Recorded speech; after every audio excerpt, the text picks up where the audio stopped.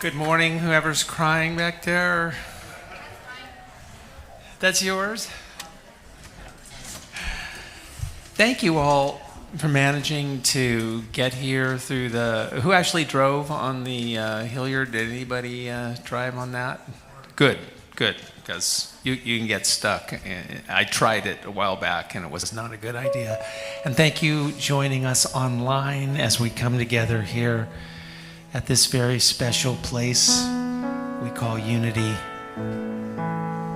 So if you're just walking in, we just invite you to feel the presence of oneness. And we're going to breathe together now. And you can just join in if you feel like it with this call and response. As we get centered here, as we feel this one spirit, this beautiful ocean of life that connects us all.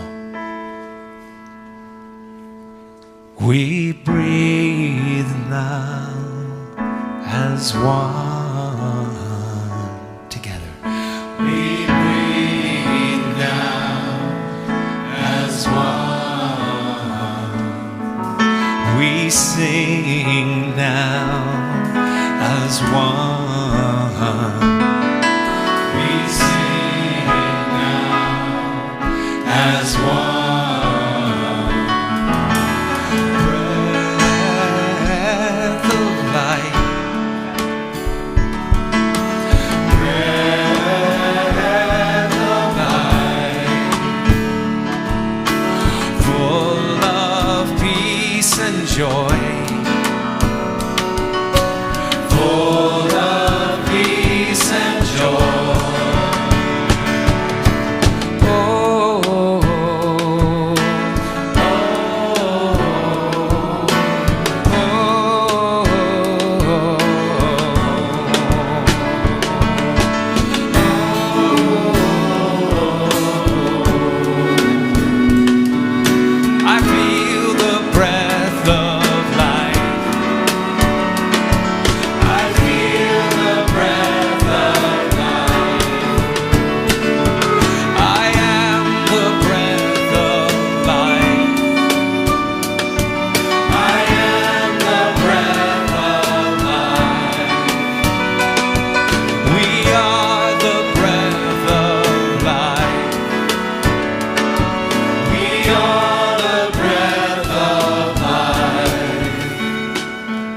We breathe now as one.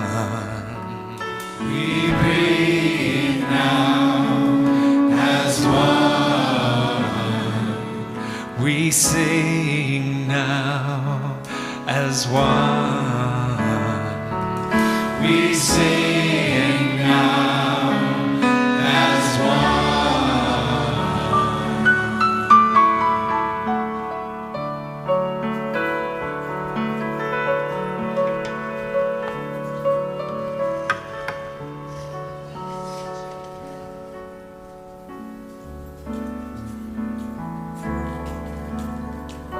So sorry, we're running a little bit behind. We had something to take care of back there.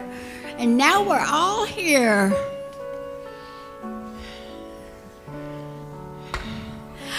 Happy Mother's Day to all you beautiful mothers. Happy, happy, happy.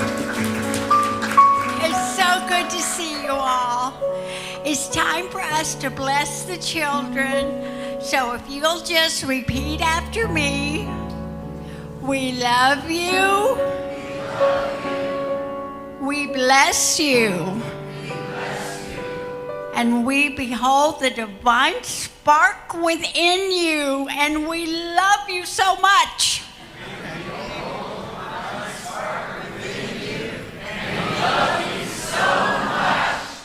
Thank you so much. Have a beautiful service.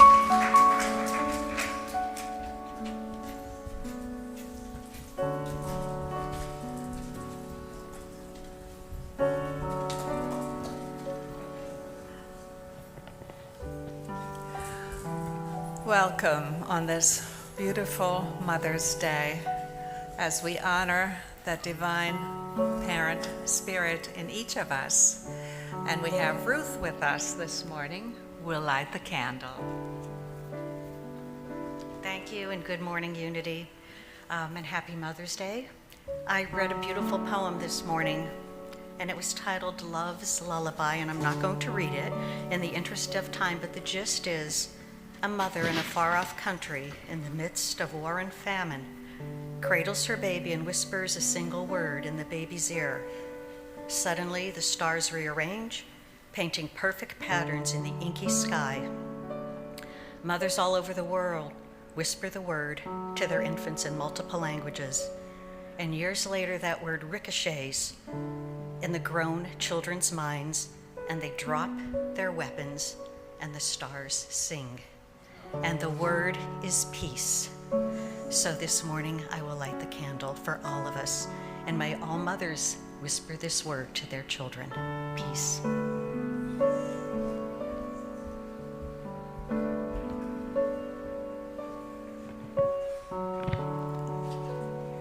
Thank you, Ruth, for sharing those inspiring words. What a lovely sentiment, and what a perfect way to lead us into an opening prayer. So I invite you to close your eyes as we begin that journey inward to honor that divine spirit within, the feminine, the masculine, as we honor this Mother's Day, that beautiful spirit of nurturing that we all bring forth in some form or another, whether you're a mother or not. For we all contribute to the good of the community as we parent whatever child is within reach, and even parent one another. So for this beautiful spirit that resides within each of us, we are truly grateful. And so it is. Amen. So if anyone is with us for the very first time today, and if you would like to receive a welcome packet, feel free to raise your hand. The ushers are ready to distribute them. And if you'd rather not raise your hand, they are available on the table as you exit. So welcome to all who are with us for the first time, we hope, or the second time, or a long time. We welcome you, and we love you, and we are so glad you are here with us today. And after the service, there will be refreshments in the fellowship hall, which is being renamed, and we'll hear about that later, in honor of Gary. So, again, welcome all. And that's enough from me, and this morning we have a surprise. It's not Donovan, or is it Donovan in disguise? Donovan's backup, but apparently I get no intro music.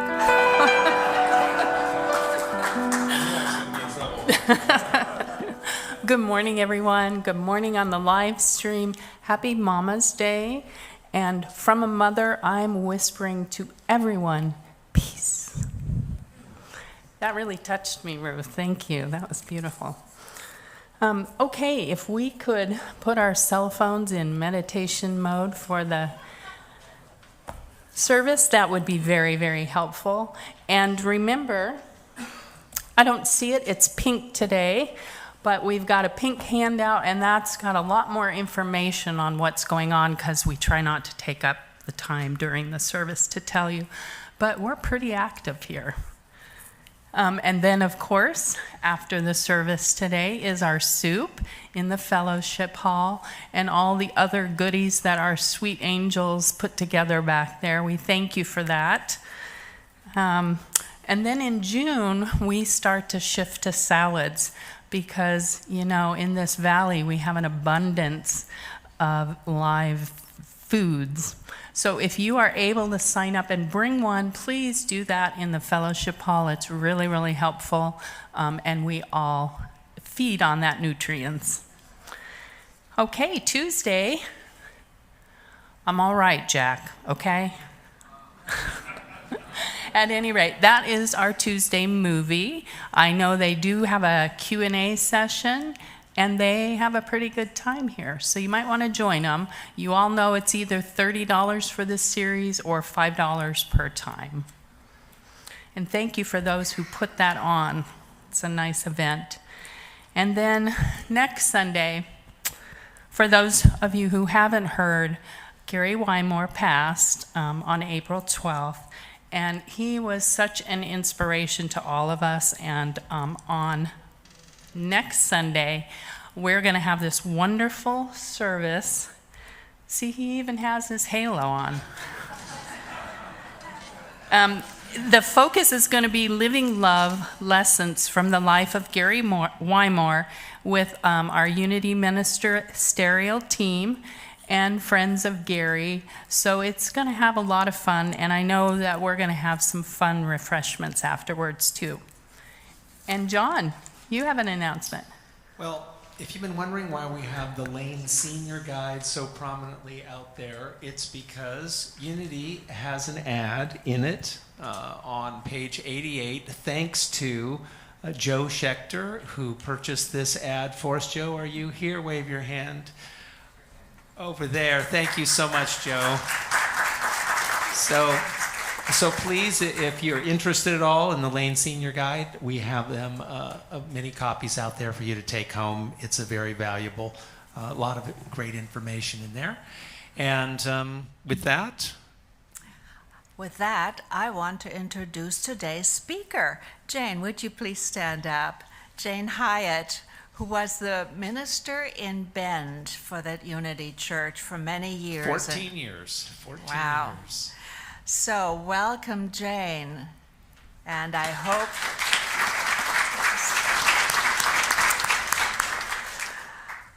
Jane has many accomplishments, and if you want to read up more about it, there is a page in this month's bulletin that you might want to read and find out more about her. She's an author, and she brought some of her books that'll be for sale in the lobby. So I hope you get a chance to meet Jane after the service, and I look forward to hearing her speaking today. Thank you, Jane.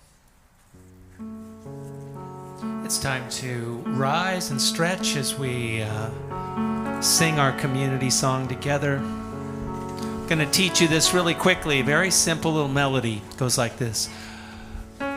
Mother divine, you are inside of every heart, of every mind. Try that. Mother divine, you are inside of every heart, of every mind. Same melody. Mother divine,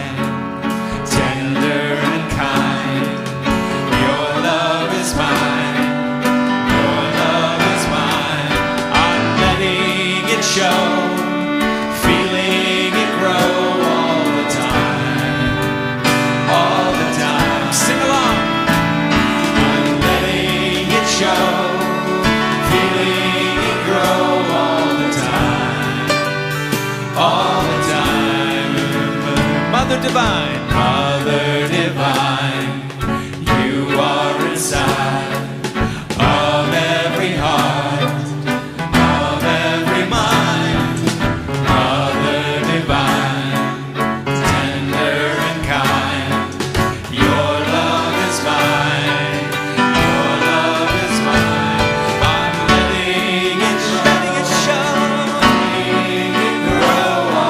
time.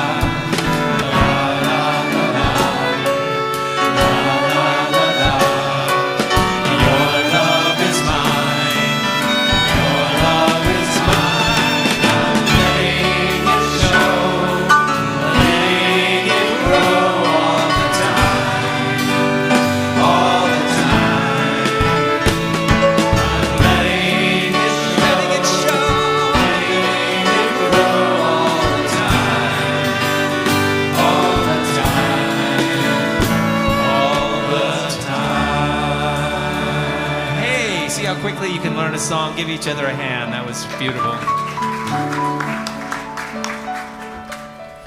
And now I believe we're going to be blessed with a little time of meditation led by our guest speaker, the Reverend Jane Hyatt.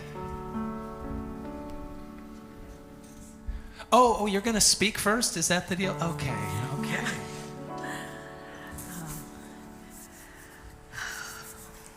Well, Jane, if you're going to speak first, we have a song before your talk. Okay, go for it. So let's see, how will that work? Yes, I guess we're going to do our song, and then you can do your talk and meditation afterwards, all right?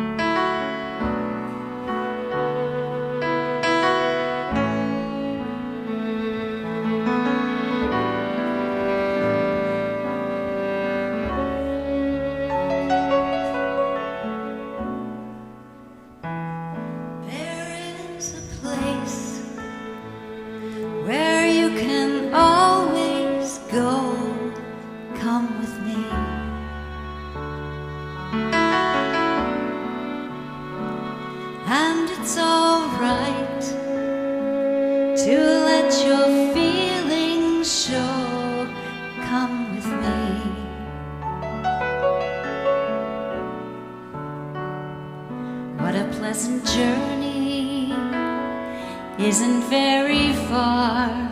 We can go together. Stay right where you are. Now it's time to start.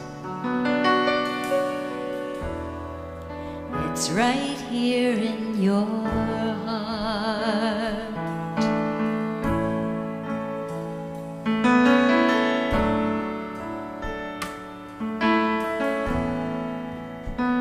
There's a place where you can be yourself.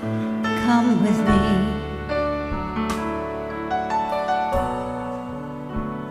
And it's a place where you can free yourself.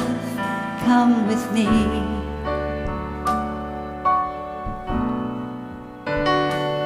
And you know it's waiting, not so far away. Need no reservation, we could go today. Now it's time to start. It's right here in your heart. And the light shines through each window, and the door is open wide, and each question has an answer if you'll only look inside.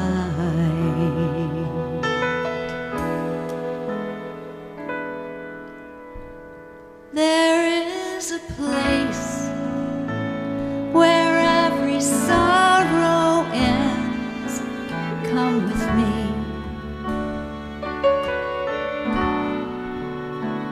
Where every hope and every truth begins.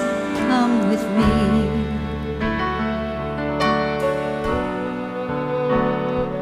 What a pleasant journey. Isn't very far. We can go together. Stay right where you are. Now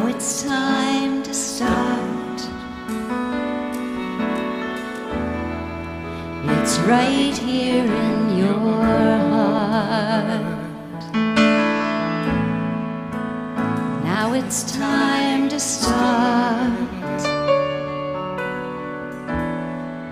It's right here in your heart. And now it's time to start.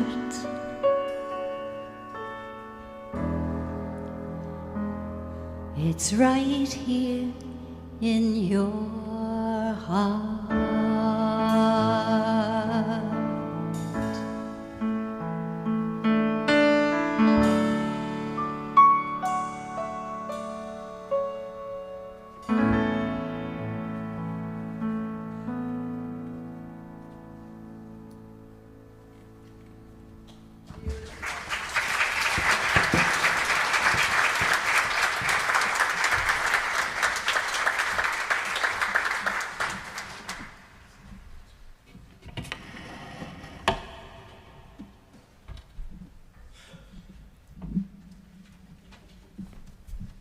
I feel so blessed to be here and so nourished by everything that you have presented this morning.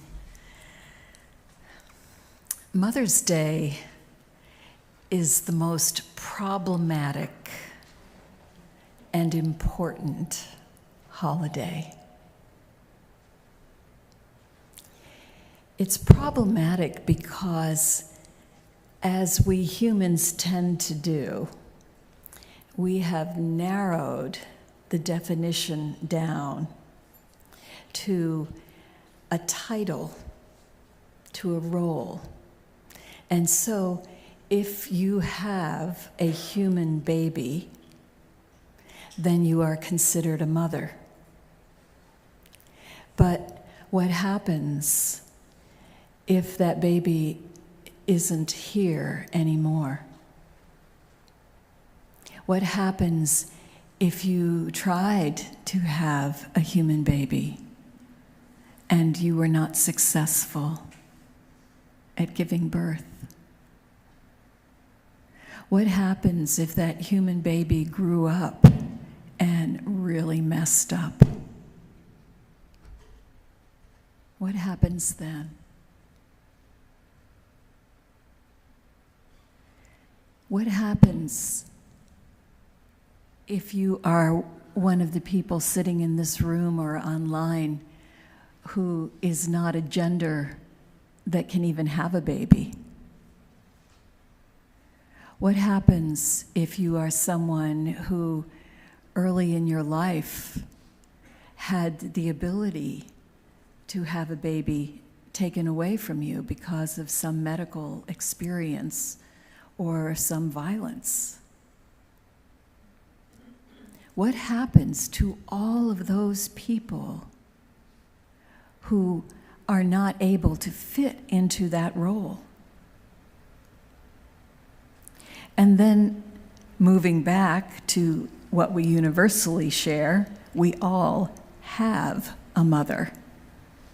And that isn't just a given that we are so excited to celebrate that mother.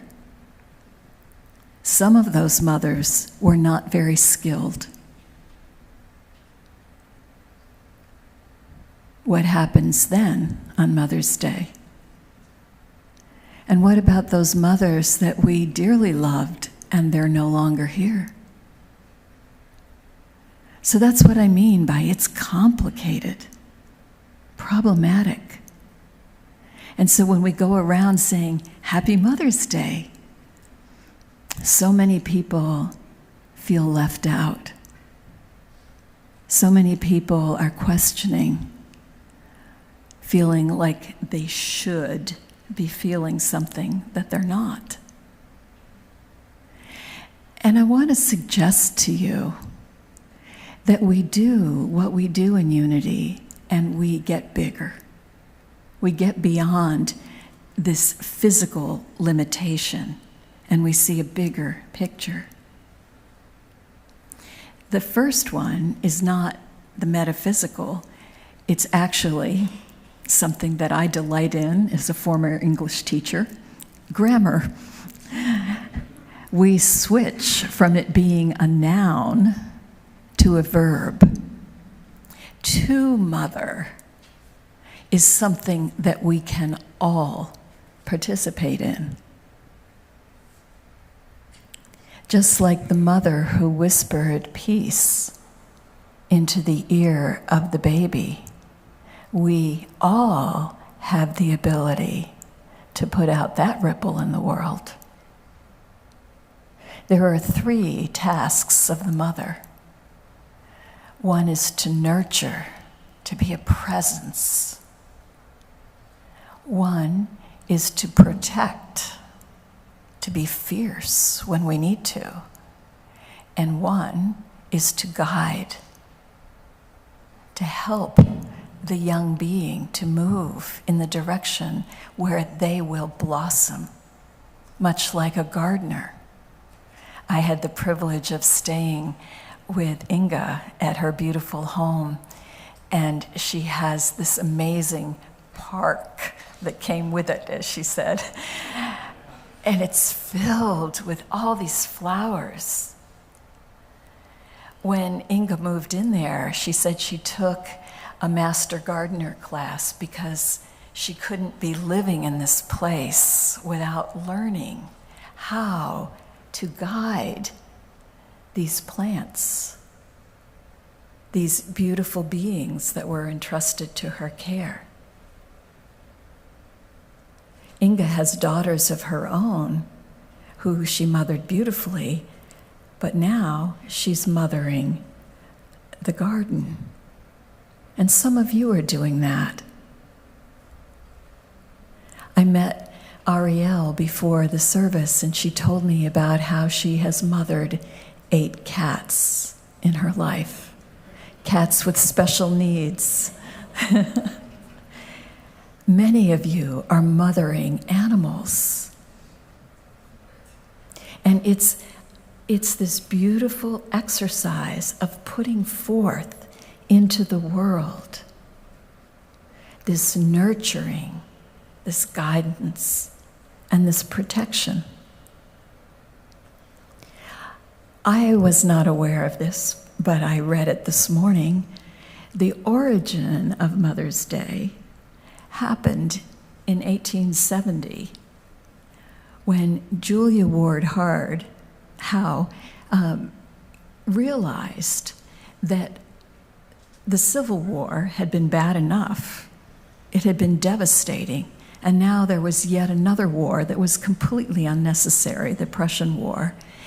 And she realized that the men that mothers had raised and taught to be kind and wise and gentle got into political situations, and they transformed into being warmongers. And she realized the solution was to get women making the laws, get women making those decisions around war, because women would not send their boys or any other boys off to war. Now we know, because we have seen women in politics who would not fit that description, that again, it's not about are you a female or a male. It's about are you mothering as a verb. And so we need, yes, we need women in politics. I will say that. But what we really need is that consciousness, the mother consciousness, to be making a stand in our world, in all the places. We need that energy of being present. We need the energy of caring for one another, of protecting the rights of everyone, of guiding the course of whatever it is we are mothering in a way that works for all people. And that's an important message on Mother's Day. Now, if we step beyond the physical world into the metaphysical, we look at the mother energy and where it has shown up spiritually in history. So in the Hebrew tradition, it was called the Shekinah. The Shekinah was the dwelling place of the Most High. It's described as something that was carried along like a little mobile temple, but it really was a concept that the divine is always with us, and the divine in the sense of the mother. We have been trained in our culture to think of the divine in masculine terms, but the divine doesn't really have a gender. The divine has powers and properties. And so when the divine is mothering, it is being present. It is nurturing. Jesus called the example of the mother hen gathering her chicks, bringing them close for warmth and protection. That's the energy of the divine. And it's always there for us. And the Shekinah was the way that they talked about that. In the Christian tradition, they talked about Sophia, the wisdom that is there, the mother energy to guide us. And that was not confined to those that were in a male body. In the early church, women were in leadership, and their guidance was valued. But again, regardless of the body you're in, the verb where you guide and you access your wisdom, that is there for all of us. In the Hindu tradition, it's Shakti. Shakti is the feminine form that balances Shiva. Shakti embodies, it's the substance from which everything flows. Shakti has many faces. She is warm and nurturing and also fierce. She shows up as Kali, who will rip the face off of whatever is in the way, who is threatening harm to that which would grow. We all have all of these elements present in us now. Around the same time that Julia Ward Howe was creating Mother's Day as a global call to mother all the people of the world and stop the fighting, the Fillmores were getting involved in starting Unity. It's all happening in the same time frame. They're studying the teachings of the East as well as the West. They're articulating something called substance. And substance is the mother form of the divine. Substance is present everywhere. We can tap into it, and from substance we create that which we want to see in the world. And it's here, it's now. You are an expression of that substance. I want to read a little section from my book, love letters from the mother that talks about substance. What is a mother? The mother. I am the substance of all that is. You are born from my substance as a baby is born from the substance of the human mother. The Father is the seed, the potential, all that is. Combined with substance, creation begins. So when you turn to me, you feel at home, like that song said, come home to me.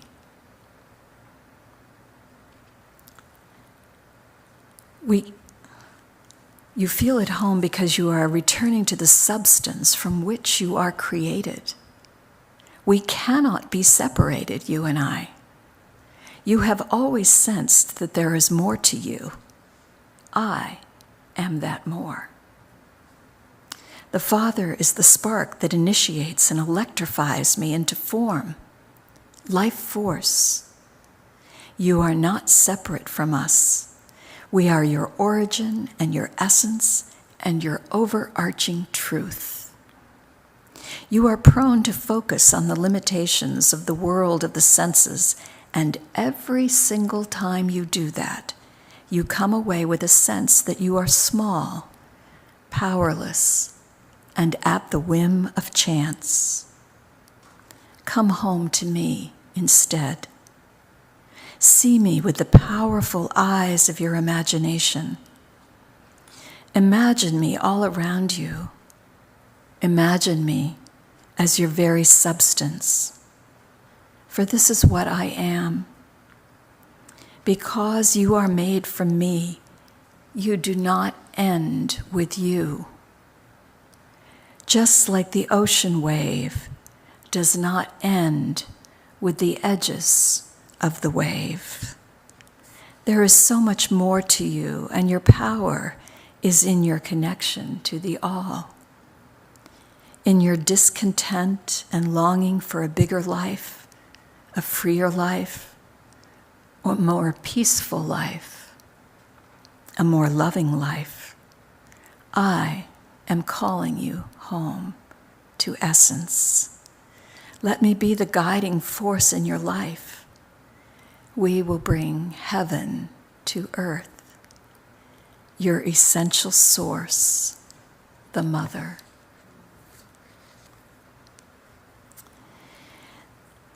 There's one other thing that I want to say about mothers, and that has to do with perfection.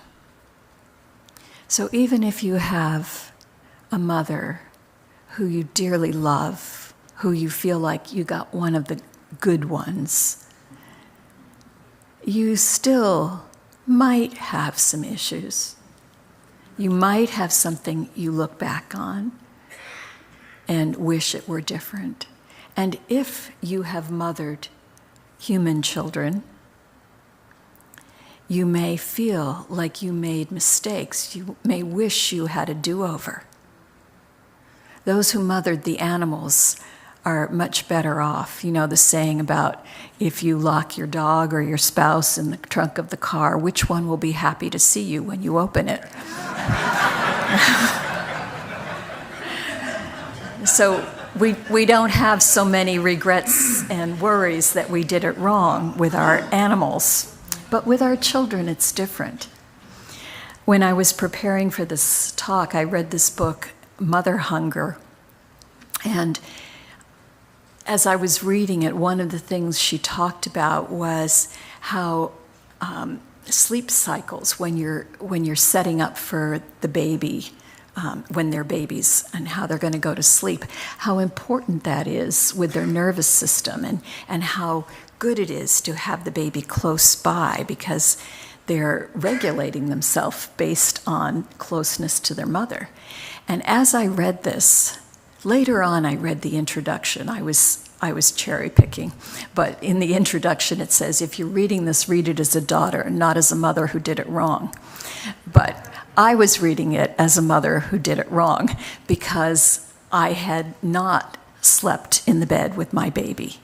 And I had followed the book I was reading at the time and how it had said it. And so I'm reading it and I'm just in anguish and I'm thinking about my beautiful daughter and she's going through some transformation right now and I'm thinking, oh, this is what's at the heart of it. It's me, the way that I messed up.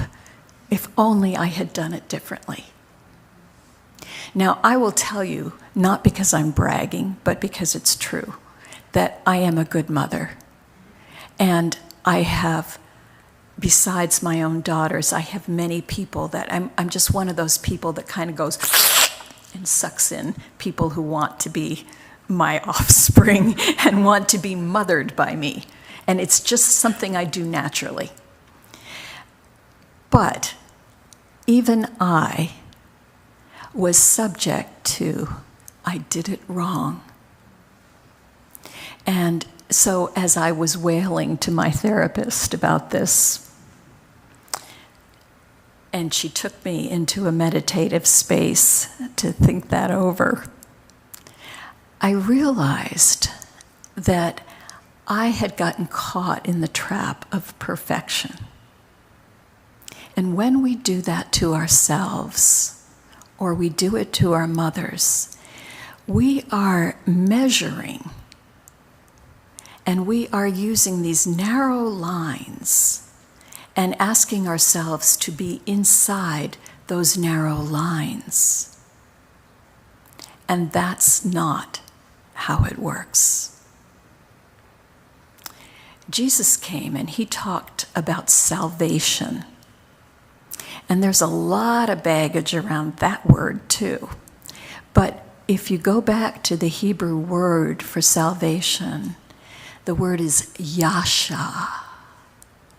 Even the sound of that word sounds expansive. And it means spaciousness. It's the idea of creating a dwelling space, a presence that is spacious, that doesn't lock us in to having to be a certain way. But instead, that we can be the one that we are and know that that is good. That we can make mistakes and learn from them and grow from them. And there is spaciousness for that. That is what salvation means. And that is what the mother does. Think about it with those children in your life. I'm thinking about little boys in the toddler phase and how they are compelled to throw things, like the handbells that two little boys threw into my Christmas tree with all the ornaments on it. I did not stop loving those boys. I was horrified to think that boy children did things like that, but it didn't matter. There was spaciousness for that behavior, even though I didn't like it, because the beings that were doing it were so innately lovable. Whatever you have done in your life that you think makes you not a candidate for love, for the love of the mother, just cancel that thought. It is not true. You are an expression of the mother, and you are cradled infinitely by the mother.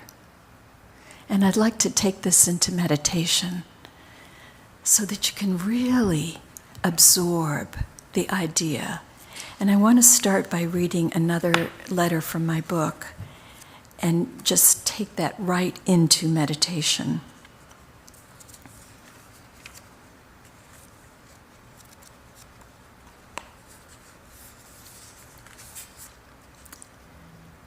Maybe life feels hard for you right now.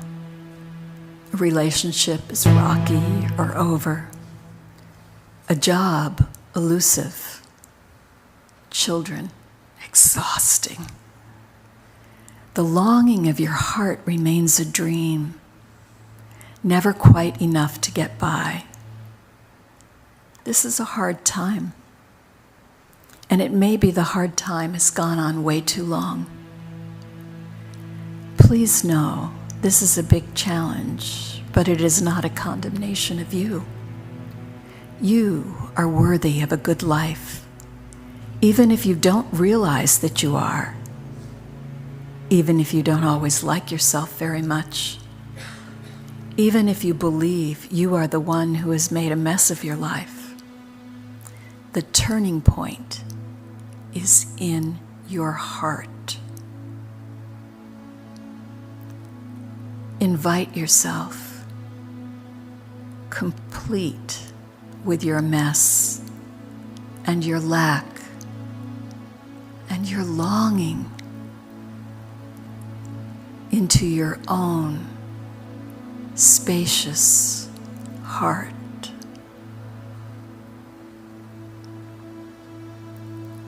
Give those tender words all people need to hear to your struggling self.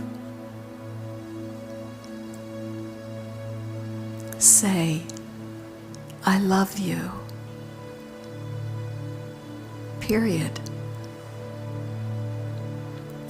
Even if others made love conditional, give it to yourself.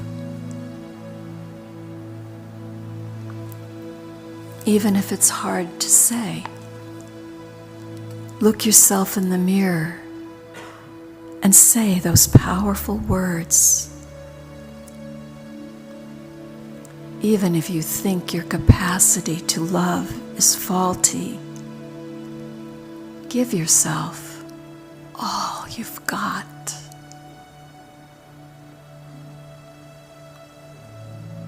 Day after day, as many times as you can remember, as tenderly as you would say it when you tuck a small child into bed. Tell yourself, I love you. Love heals. You may think it's someone else's love that will heal you, but it is your own. Always your own. Your greatest lover, the mother. Please just look into the mirror in your mind and see your beautiful face.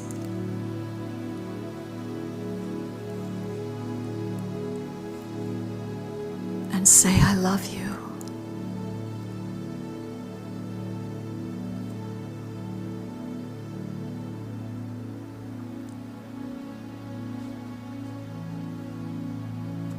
Look past the wrinkles. Look past the mistakes. Look past everything into the eyes of love that you are. I love you.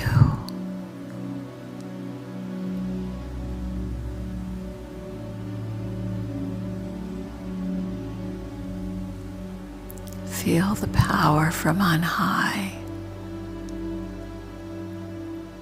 as the mother surrounds you.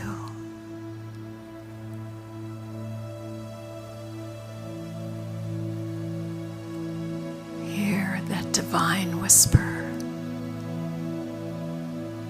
I love you.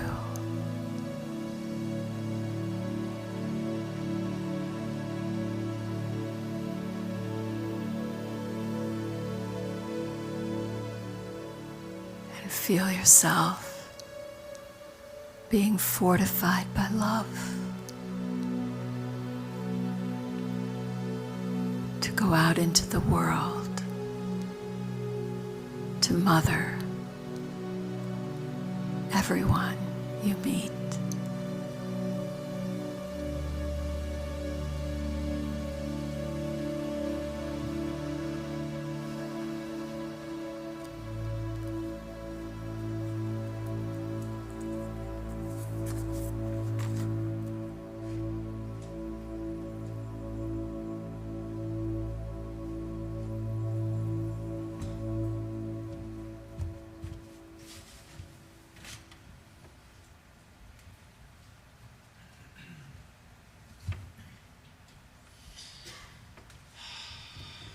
Thank you so much, Jane. This is a time we can gather our gifts to support this community, to shine our love for this beautiful place and this beautiful gathering of beautiful beings.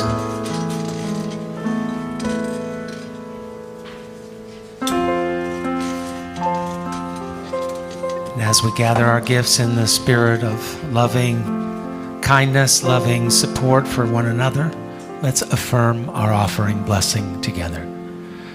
Divine love through me blesses and multiplies all that I have, all that I give, and all that I receive. I give in love, and I trust God. As this song builds in love, if at some point you feel like you want to stand, that might just happen. Let the love flow.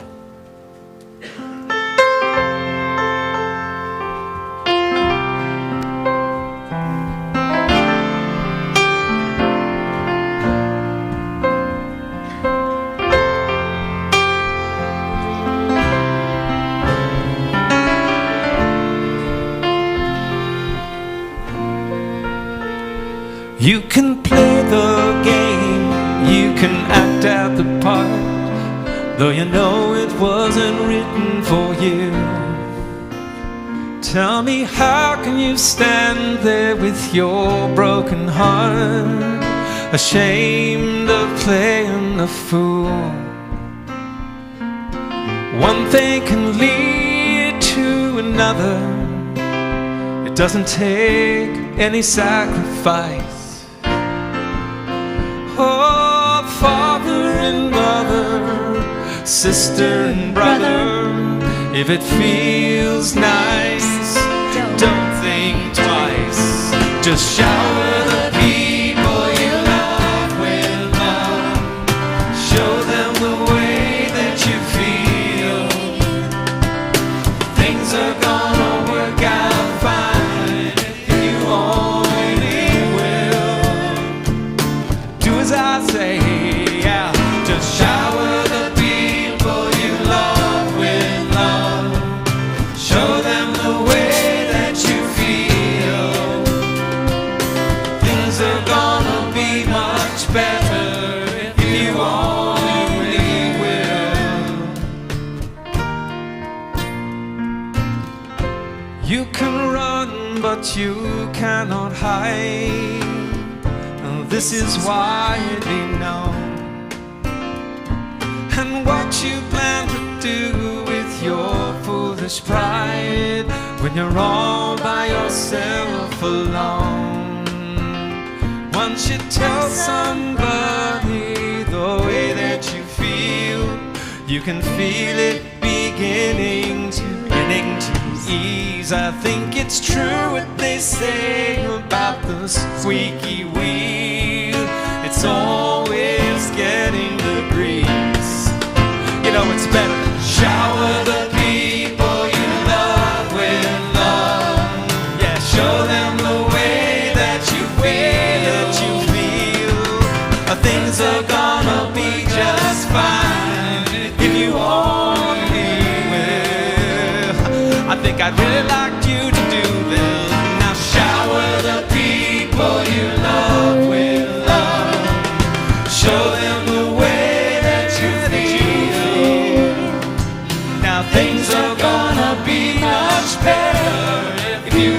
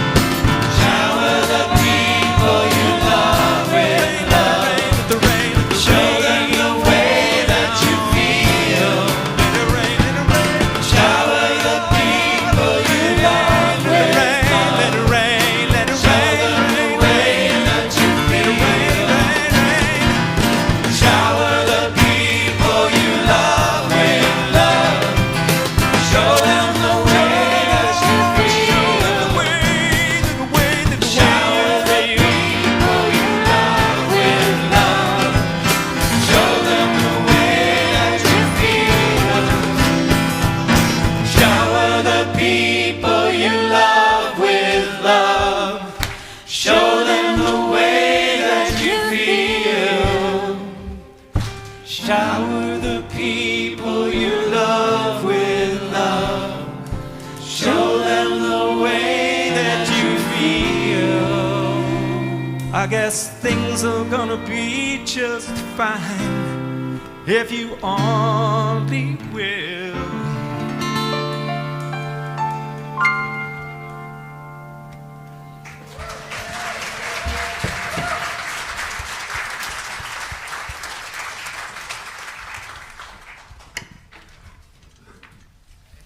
Ooh, that was a nice song. What a wonderful way to end the service.